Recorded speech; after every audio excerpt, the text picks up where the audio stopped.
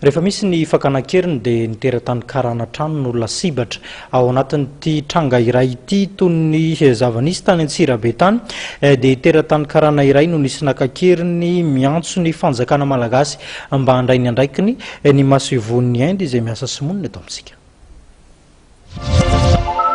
Zanaka Pandraraha teratany karana iray no nisy nakakeriny androany tany Antsirabe.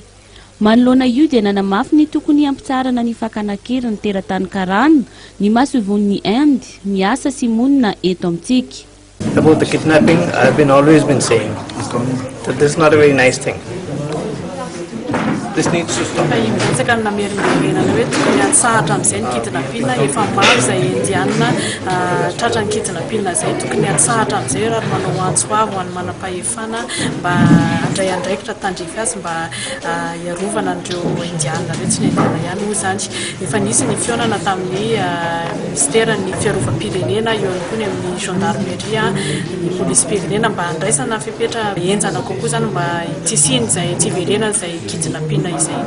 Nosoritan'ny masovon'ny Inde fa tsisy fiantraikany amin'ny fifandraisany ao amin'ny Inde sy Madagasikara ny rara fakanakeriny ary manantena fandraisana andraikitry ny gouvernemanta malagasy ny masovon'ny Inde.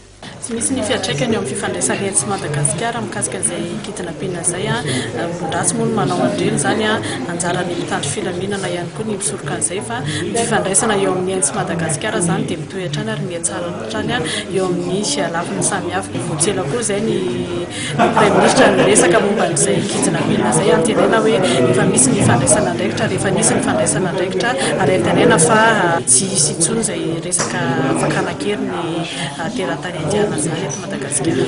Tato anatin'ny enim-bolana voalohany tamin'ity taona 2017 ity dia trangana fakanakeriny manodidina ny 10 no nisy teto amintsika. Lasibatra trano tao anatin'izany ny Pandraraha teratany karana.